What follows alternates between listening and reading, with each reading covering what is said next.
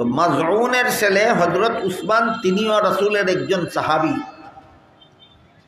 তিনি একবার রাসূল করিম সাল্লাল্লাহু আলাইহি ওয়াসাল্লামের খেদমতে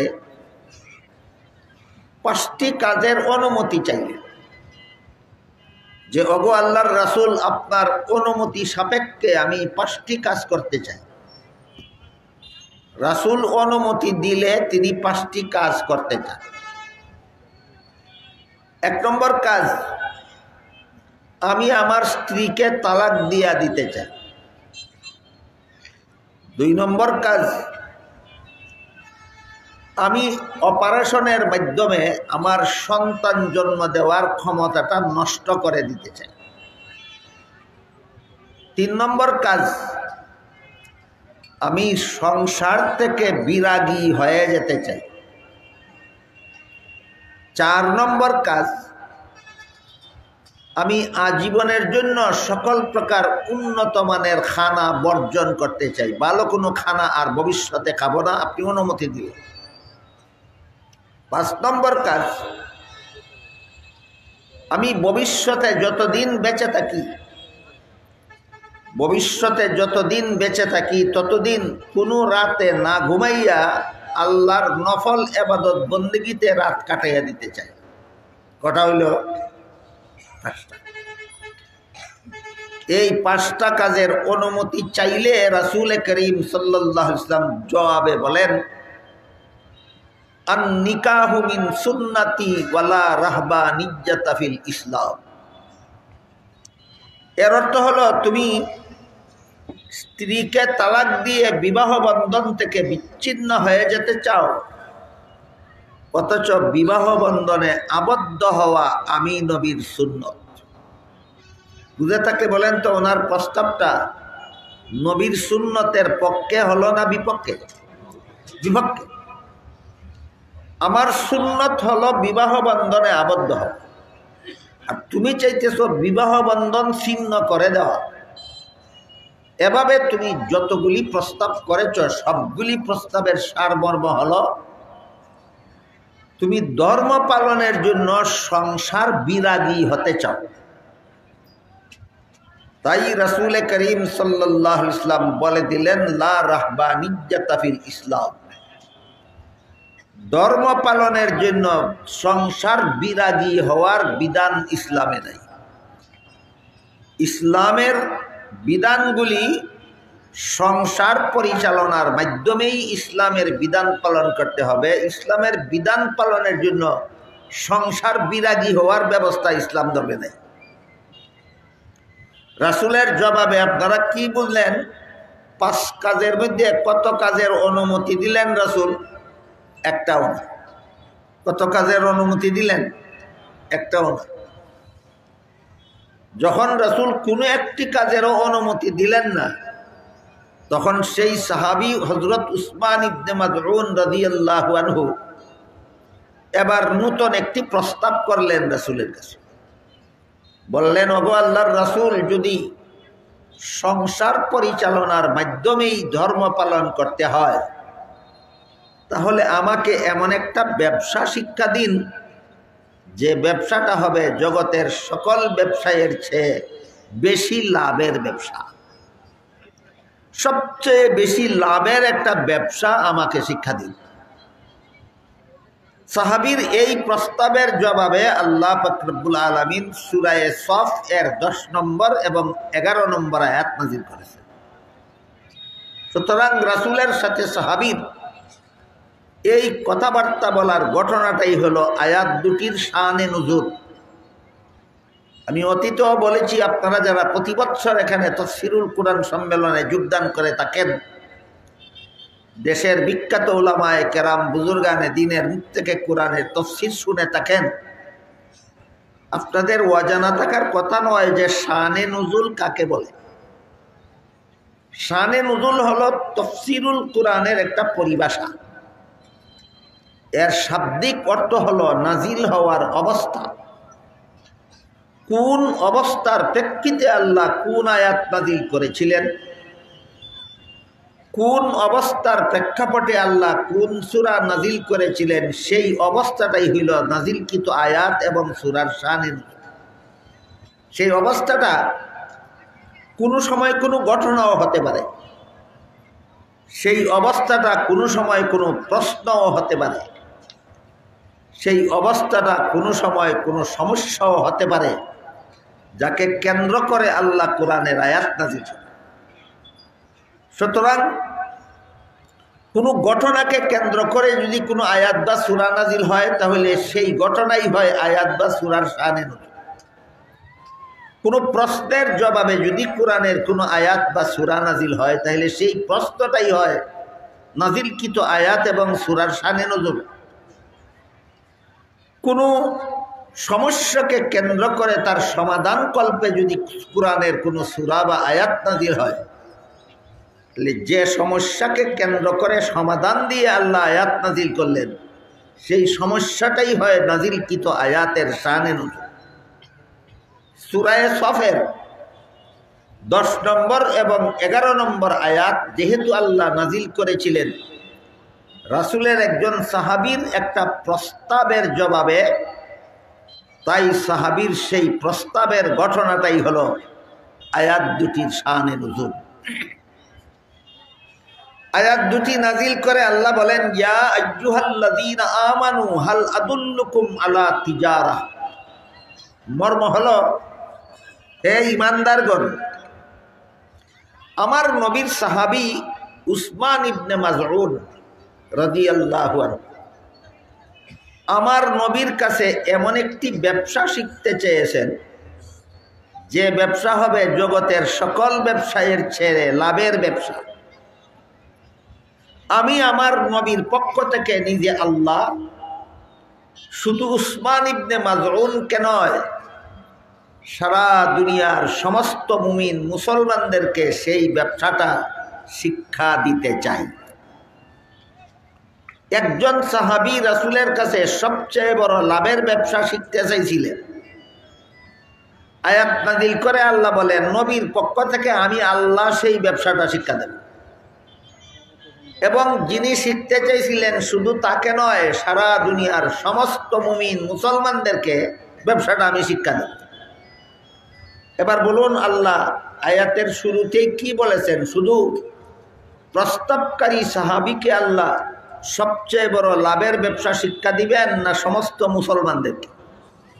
কাজেই এখানে আল্লাহ কি ব্যবসাটা শিক্ষা দিলেন তা শুধু হযরত উসমানের বোঝা দরকার নয়, সারা দুনিয়ার সর্বযুগের সমস্ত মুমিন মুসলমানদের বোঝা দরকার যে এখানে আল্লাহ আমাদেরকে সবচেয়ে বড় লাভের ব্যবসাটা কি শিক্ষা দিলেন।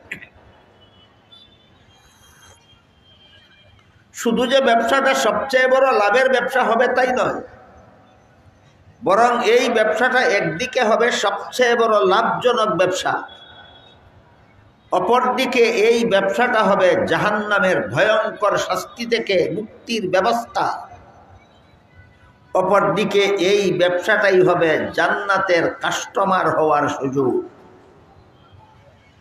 তাইলে কতমুখী লাভের ব্যবসা? এটা তিনমুখী। একটা হলো সবচেয়ে বড় লাভের ব্যবসা এটা, আরেকটা হলো এই ব্যবসার দ্বারা তোমরা জাহান্নামের ভয়ঙ্কর শাস্তি থেকে নাজাত পাবে, আরেকটা হলো তোমরা জান্নাতের খরিদ্দার হয়ে যাবে।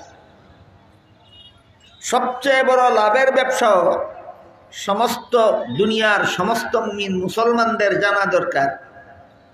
জাহান্নাম থেকে মুক্তির ব্যবসাটাও সমস্ত মুসলমানদের জানার দরকার। শুধু জান্নাতের খরিদ্দার হওয়ার ব্যবস্থা মুসলমানের জানার দরকার নেই, না দরকার? তাহলে এক প্রস্তাবের জবাবে আল্লাহ 3 অনুদান দিচ্ছেন।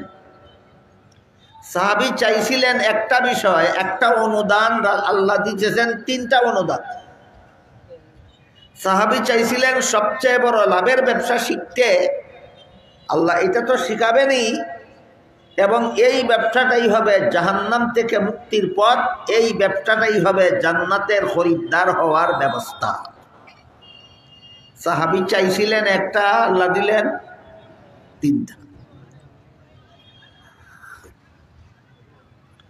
কি সেই ব্যবসা বিবরণ দিয়ে আল্লাহ 11 নম্বর আয়াতে বলেন, তুমিনুনা বিল্লাহি ওয়া রাসূলিহি ওয়া তুজাহিদুনা ফি সাবিলিল্লাহি বিআমওয়ালিকুম ওয়া আনফুসিকুম, তোমরা আল্লাহ এবং আল্লাহর রাসূলের প্রতি ঈমান আনার পর জানে মালে আল্লাহর পথে জিহাদ করবে। এই ব্যবসা আল্লাহ এবং আল্লাহর রাসূলের প্রতি ঈমান আনার পর মুসলমানেরা জানে মালে আল্লাহর পথে জিহাদ করবে। এই জিহাদটাই হলো ত্রিমুখী উপকারী ব্যবসা। কতমুখী? তিনমুখী উপকারী ব্যবসা। 1 নম্বর সবচেয়ে বড় লাভের ব্যবসা, 2 নম্বর জাহান্নাম থেকে মুক্তির ব্যবসা, 3 নম্বর জান্নাতের খরিদ্দার হওয়ার ব্যবসা।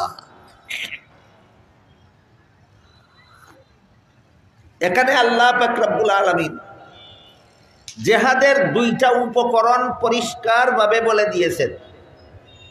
জিহাদের উপকরণ 2টা, জিহাদে 2 জিনিস ব্যবহার হয়, একটা হলো মুমিনের জান আর একটা হলো মুমিনের মাল। মুমিনের জান আর মাল জিহাদে ব্যবহার হয়। জিহাদের ব্যয়ভার বহনের জন্য, অস্ত্র কেনার জন্য, সেনাবাহিনীর খরচ বহনের জন্য মুমিনদের সম্পদের একটা অংশ দান করতে হয়, এটার নাম হইল মালের দ্বারা জিহাদ। আর শত্রুর মোকাবেলায় লড়াই করতে গিয়া একদল মুসলমানের সেনাবাহিনীতে ভর্তি হয়ে প্রাণবাজি করে যুদ্ধ করতে হয়, এটার নাম হলো জানের দ্বারা জিহাদ। এখানে আল্লাহ জিহাদের উপকরণ বলে দিলেন কয়টা? 2টা, মুমিনের জান আর মাল।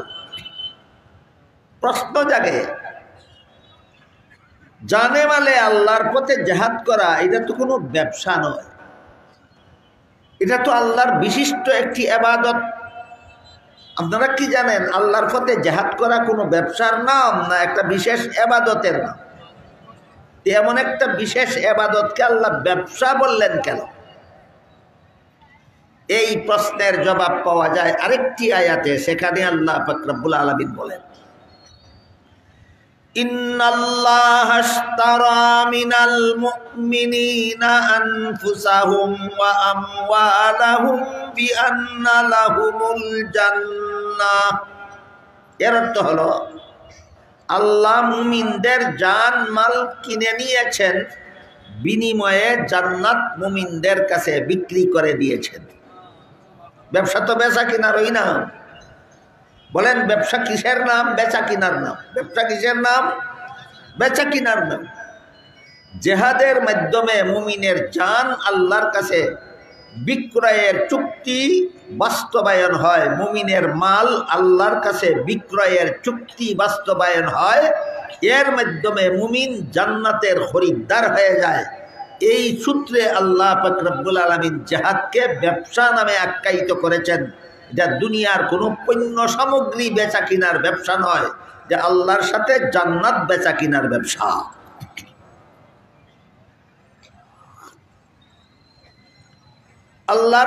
আল্লাহ মুমিনের জান আর মাল কিনে নিয়েছেন, বিনিময়ে মুমিনদের কাছে জান্নাত বিক্রি করে দিয়েছেন।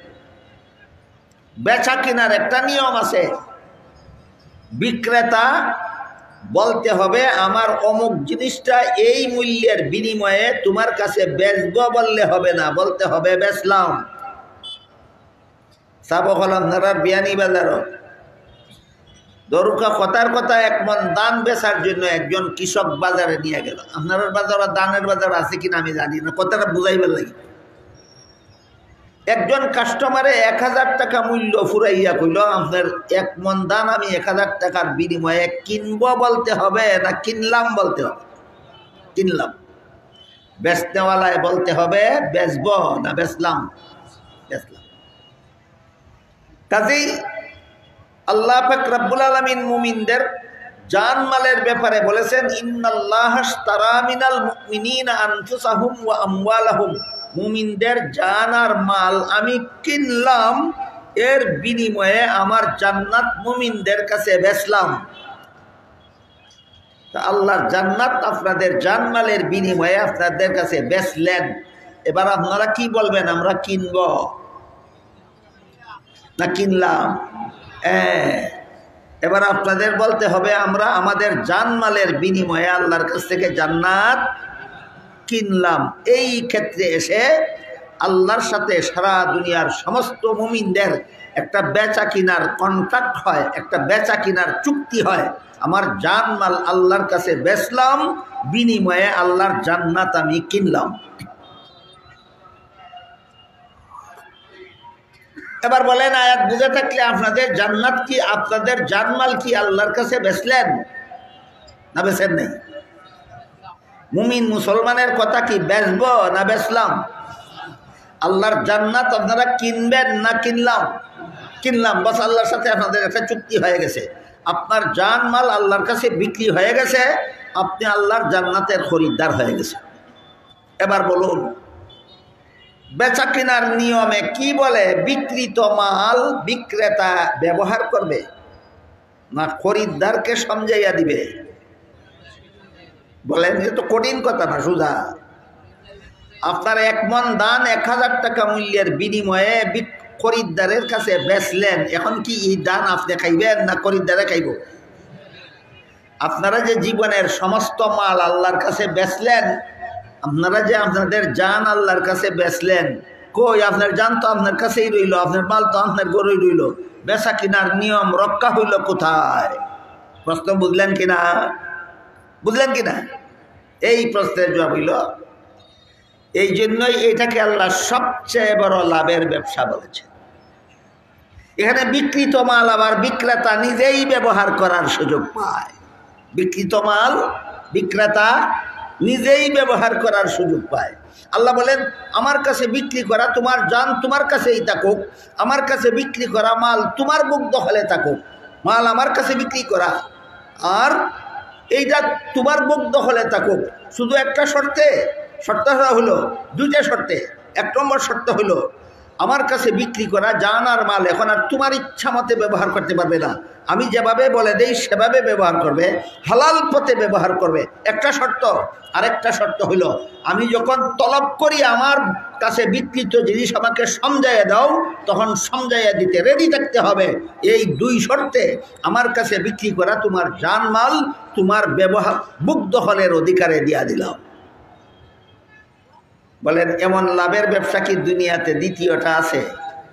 বেচা মাল আবার বিক্রেতার এই খরিদ্দারে ব্যবহার করতে দেয়। এর ফলে দেখুন আরো বড় লাভের ব্যবসা কিলো। আপনারা যে বললেন আপনাদের জান আল্লাহর কাছে বেচলেন, বিনিময়ে আল্লাহর জান্নাত কিনলেন। আবার বলুন, আপনাদের জান কি জান্নাতের বিনিময়ে আল্লাহর কাছে বেচলেন কিনা? 1-2 জনে বেচলেন না সমস্ত মুমিনের জানই আল্লাহ কিনছেন? আমরা সমস্ত মুমিন মুসলমানের জান আল্লাহর কাছে বিক্রি করেছি, এর বিনিময়ে আমরা আল্লাহর জান্নাত খরিদ করেছি। এবার বুঝে থাকতে বলুন, আপনার জান যে আল্লাহর কাছে বিক্রি করলেন, জানটা পাইছিলেন কোথায়? খৌকা সাহেব একটু বুঝিয়েছি না? খৌকা কঠিন কথা না তো। আপনার জান যে আল্লাহর কাছে বেশি লাইলা, বেশিয়া যে জান্নাত কিনি লাইলা, জানটা পাইছিলা হো তে খৌকা এখন খার মাল খার কাছে বেচলা, ইটা কি জাত বেচা কিনা? আসেনি বিয়ানি বাজার এমন কোনো মহাজন কোনো দোকানও বেটায় কয় আমার কাছ থেকে টাকা নিয়া আমার দোকানের মাল কিনিলাম? আছে?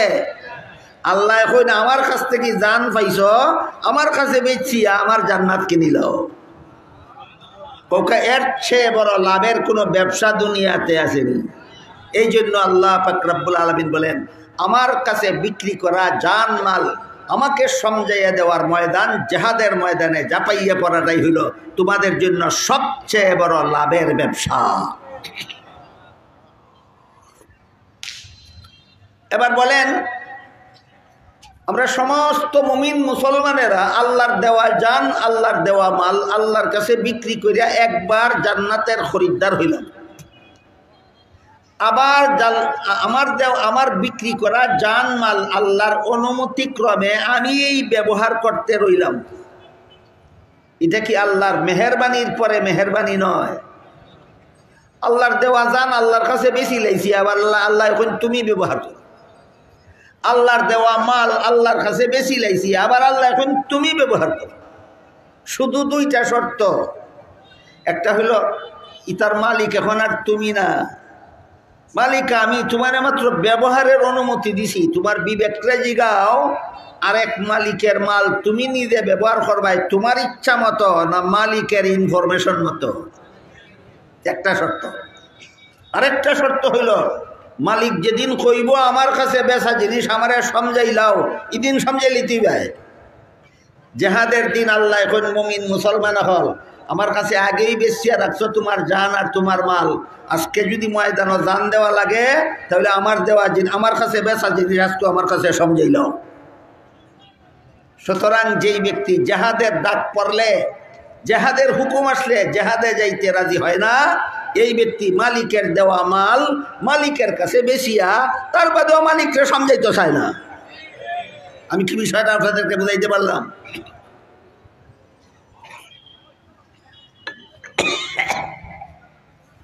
তাই আল্লাহ বলেন তুমিনুনা বিল্লাহি ওয়া রাসূলিহি ওয়া তুজাহিদুনা ফি সাবিলিল্লাহি বিআমওয়ালিকুম ওয়া আনফুসিকুম যালিকুম খায়রুল লাকুম ইন কুনতুম তা'লামুন। আরেকটা কথা বলি বেচা কিনার নিয়মের, যে শর্তে মালিকের কিনা মাল আমাকে ব্যবহার করতে দিল, আমি যদি শর্ত লঙ্ঘন করি তাহলে মালিকের সাথে বেচা কিনার চুক্তি বহাল থাকবে না ভঙ্গ হয়ে যাবে? ভঙ্গ হয়ে যাবে। আমরা কি কোনোদিন আল্লাহ যা চায় তা না করিয়া আমার মনে যা চায় তা করি কিনা? আল্লাহ আমার মাল যেভাবে খরচ করতে বলছেন সেভাবে খরচ না করে আমার ইচ্ছা মতো মাল খরচ করি কিনা?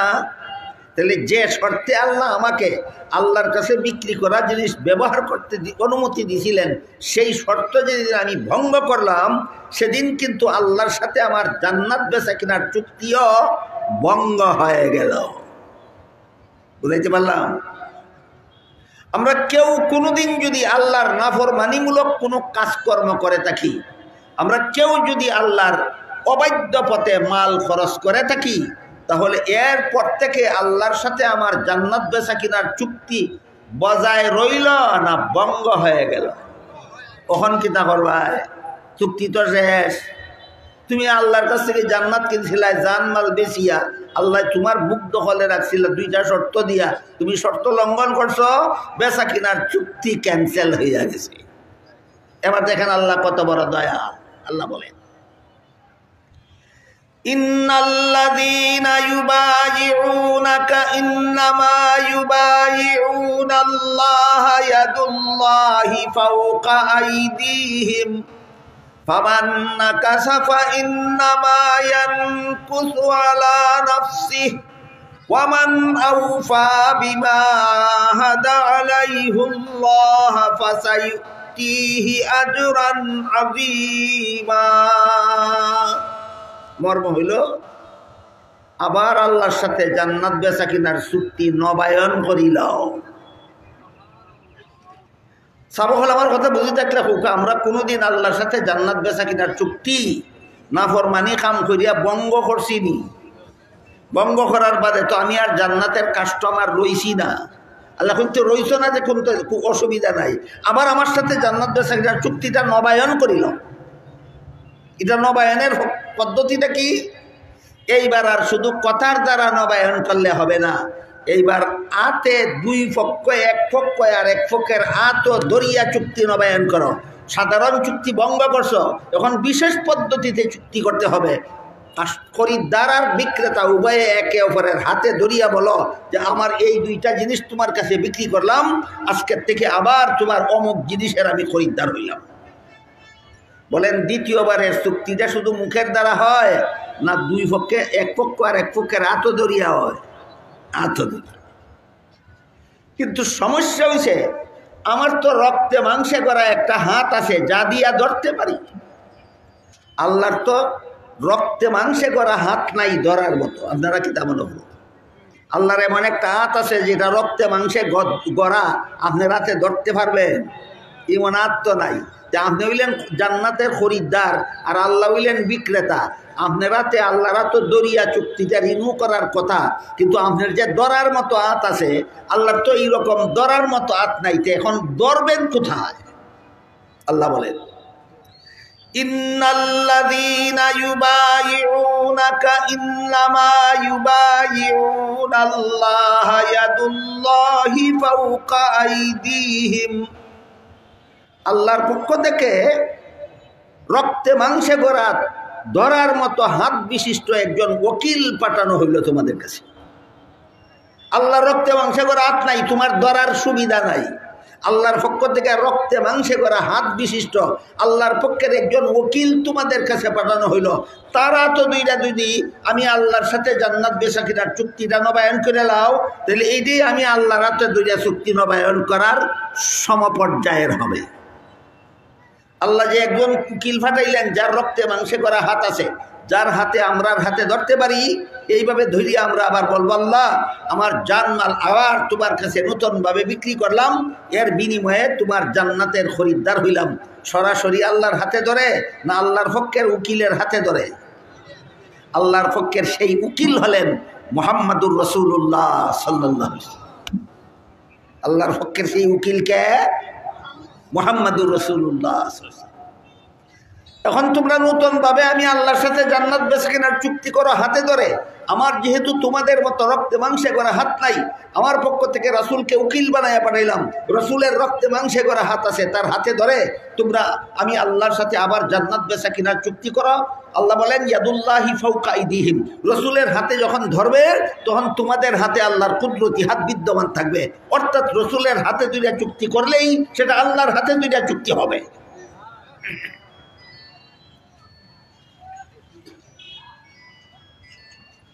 এই যে এক পক্ষ আর এক পক্ষের আঁতদরিয়া নিজের জানমাল বিক্রি করার এবং আল্লাহর জান্নাত খরিদ করার একটা চুক্তি সম্পন্ন হয়, এই চুক্তিটাকে কোরআন হাদিসের ভাষায় বায়আত বলা হয়। চুক্তিটার নাম বায়আত।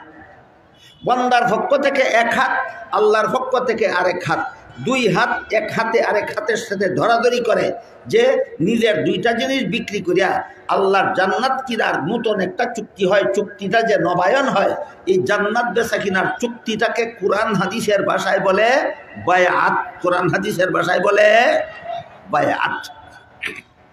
এর বাংলা অর্থ বেচা কিনা, এর বাংলা অর্থ বেচা কিনা। এবার বলেন রাসূল করিম সাল্লাল্লাহু আলাইহি ওয়াসাল্লামের সাহাবাগণ রসুলের হাতে ধরে বায়াত হয়েছেন কিনা? বায়াত হয়েছেন অর্থ কি? বেচা কিনা করেছেন। সাহাবাগণ রসুলের হাতে ধরে বায়াত হয়েছেন মানে কি? বেচা কিনা করেছেন। কি বেচা কিনা করেছেন? নিজের জানমাল বিক্রি করেছেন। রাসূলের ওকালতিতে সাহাবাগণ নিজের জানমাল আল্লাহর কাছে বিক্রি করেছেন। রাসূলের মাধ্যমে সাহাবাগণ আল্লাহর জান্নাতের খরিদ্দার হয়েছে। এখন প্রশ্ন হইল, সেই বরকতময় হাত বিশিষ্ট মানুষটা তো বর্তমান দুনিয়াতে নাই। কি বলেন আপনারা? আল্লাহ যার আল্লাহর পক্ষ থেকে রক্ত মাংসে করা হাত বিশিষ্ট যাকে উকিল বানাইয়া পাঠাইছিলেন, তিনি কি এখনো দুনিয়াতে আছেন? নাই। তাহলে এখন আমরা কার হাতে ধরে আল্লাহর সাথে জান্নাত বেচা কিনার চুক্তি করব? প্রশ্ন বুঝলেন কিনা? এই প্রশ্নের জবাব পাওয়া যায় আরেক আয়াতে। সেখানে আল্লাহ বলেন, রব্বানা ওয়াবাস ফীহিম রাসূলাম মিনহুম ইয়াতলু আলাইহিম আয়াতিকা ওয়া ইউআল্লিমুহুমুল কিতাবা ওয়াল হিকমাতা ওয়া ইউযাক্কিহিম ইন্নাকা আনতাল আজিজুল হাকীম। ইব্রাহিম আলাইহিস সালাম আমাদের নবীর জন্মের প্রায় 3000 বছর আগে আল্লাহর কাছে দোয়া করেছিলেন, হে আল্লাহ, আমার পরবর্তী বংশধরদের মধ্যে মুহাম্মদুর রাসূলুল্লাহকে পাঠাও, যিনি 4 দায়িত্ব পালনের মাধ্যমে উম্মতকে হেদায়েত করবেন। প্রথম দায়িত্ব হলো কোরআনের তিলাওয়াত শোনাবেন, দ্বিতীয় দায়িত্ব হলো কোরআন শিক্ষা দিবেন, তৃতীয় দায়িত্ব হলো হাদিস শিক্ষা দিবেন, চতুর্থ দায়িত্ব হলো উম্মতের আত্মা পবিত্র করে দিবেন। এই 4 দায়িত্ব পালনের মাধ্যমে রাসূল উম্মতকে হেদায়েত করবেন। আল্লাহ কবুল করেছেন এবং রাসূল করিম সাল্লাল্লাহু আলাইহি ওয়াসাল্লাম এই 4 দায়িত্ব পালনের মাধ্যমে রাসূলের জীবদ্দশায় দুনিয়াতে যত মুসলমান ছিলেন তার সামনে তাদেরকে হেদায়েত করে গেছিলেন।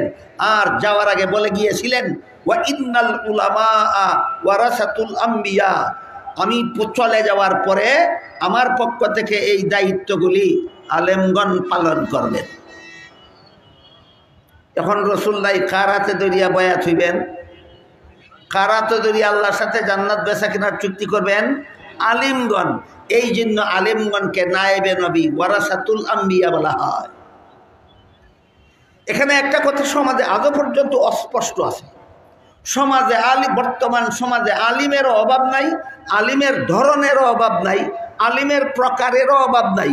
কাজী সাধারণ মানুষের জনমনে প্রশ্ন জাগে, কোন আলিম নায়েবে নবী, কারা তো দরিয়ে আমি আল্লাহর সাথে জান্নাত বেচা কেনার চুক্তি করব? এই প্রশ্নের সোজা জবাব, যে 4 দায়িত্ব নবী পালন করতেন, কিয়ামত পর্যন্ত সেই 4 দায়িত্ব যে আলেমগণ পালন করবেন তারা সত্যিকারের নায়েবে নবী ওয়ারাসাতুল আম্বিয়া। প্রথম দায়িত্ব কোরআনের সহি তেলাওয়াত উম্মতকে শোনাবেন। যে আলেমের কোরআন তেলাওয়াত সহি নয় সে নায়েবে নবী ওয়ারাসাতুল আম্বিয়া হতে পারে না। 2 নম্বর দায়িত্ব উম্মতকে কোরআন শিক্ষা দিবেন। যে আলেম অন্যকে কোরআন শিক্ষা দিবে দূরের কথা, নিজেই কোরআন বুঝে না, সে কোনোদিন নায়েবে নবী ওয়ারাসাতুল আম্বিয়া হতে পারে না। 3 নম্বর দায়িত্ব ছিল উম্মতকে হাদিস শিক্ষা দিবেন। যে আলেম নামদারি অন্যকে হাদিস শিখাবে দূরের কথা, নিজেই হাদিস শিখেনি, সে কোনোদিন নায়েবে নবী ওয়ারাসাতুল আম্বিয়া হতে পারে না। 4 নম্বর দায়িত্ব ছিল উম্মতের আত্মা পবিত্র করে দেবেন। যে আলেম নামদারি অপরের আত্মা পবিত্র করবে দূরের কথা, নিজের আত্মাই নাপাক, এরকম নাপাক আত্মার অধিকারী নামদারি আলেম কোনোদিন নায়েবে নবী ওয়ারাসাতুল আম্বিয়া হতে পারে না।